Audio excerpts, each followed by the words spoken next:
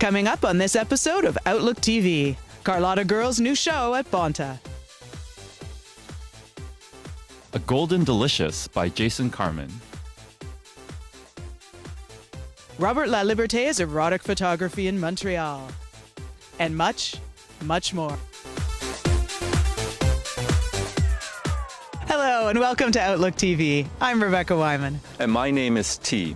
We'd like to thank the Musqueam, Squamish, and Tsleil-Waututh nations for the honor and privilege to film this episode of Outlook TV on their traditional unceded lands. Outlook TV is the queer news magazine show that brings you the stories that matter the most from coast to coast.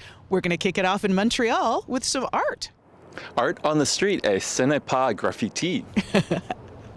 Well, hello Montreal. We are back in the village to check out the brand new show called Art, Activism and Resilience, organized by both Fierté Montréal and Galia.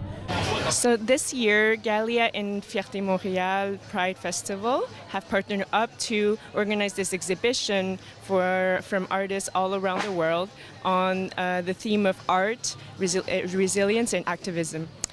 So this exhibition showcases about 20 artworks on panels on the street in between Saint-André and Saint-Christophe on St. Catherine East. And throughout the theme, we gathered an amazing selection of artists showcasing artworks that talk about the subject in the context of the conference, the International Conference HIV and AIDS Conference 2022.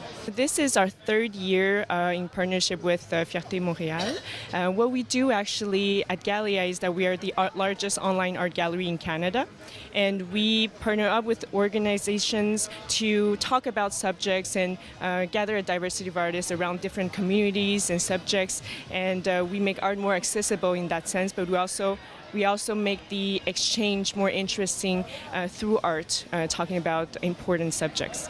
In terms of the type of art, we see photos, photographies, we have paintings, we have all types of mediums, and it's mainly visual art. And you can see some artworks, you have artists who talk about the subject of resilience and activism through their own experience. Others, you can see very meaningful sceneries and photos of people who have gone through this, and it's very engaging. When we're talking about art, it is the best mean, according to Galia. So art, activism and resilience is surrounding the context of the International HIV and AIDS Conference 2022. So what we really want to showcase through this exhibition in terms of a community, how the history of the community has been surrounding around resilience, around how the interaction with the world has been, how to talk about these things, how to talk about these important subjects together and make it something that is accessible in terms of information.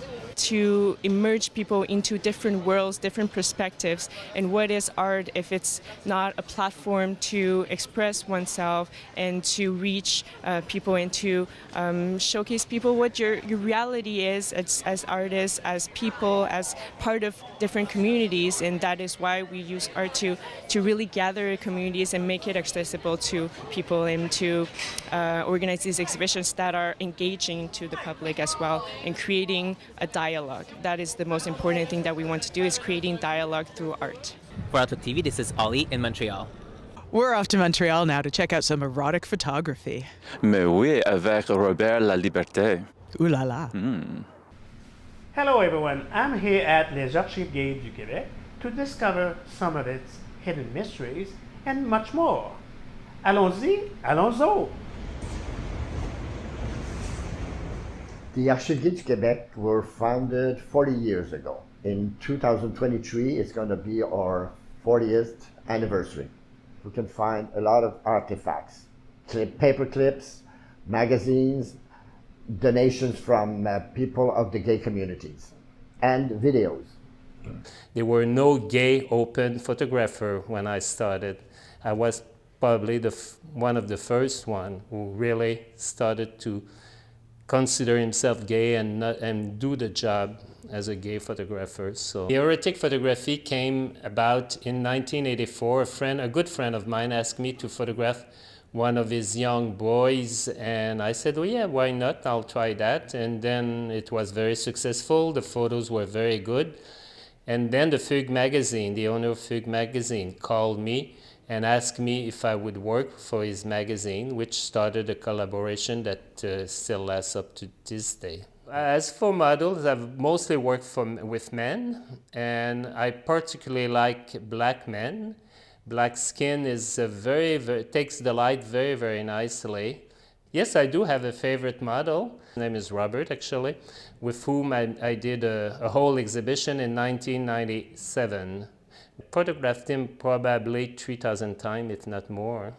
It's very hard to point only one photograph of Robert that I've done that I liked. There's quite a few of them.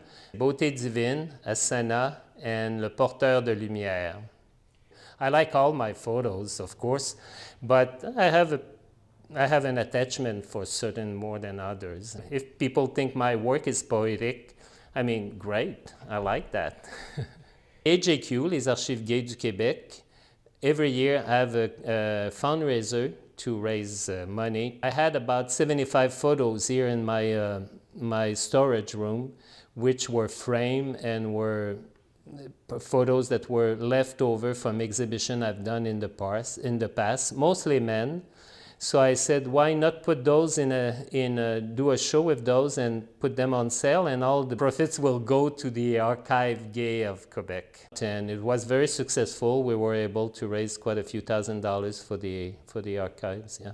When I die, all my work will go to them, and I'm very happy about that. I'm happy that my work will last after I'm gone, that there will be people to take care of it, and for the future generation. We always welcome people to donate anything to the Archives Gays du Québec. We still have photos for sale in our location from Robert Laliberté. Wow, what pleasant discoveries.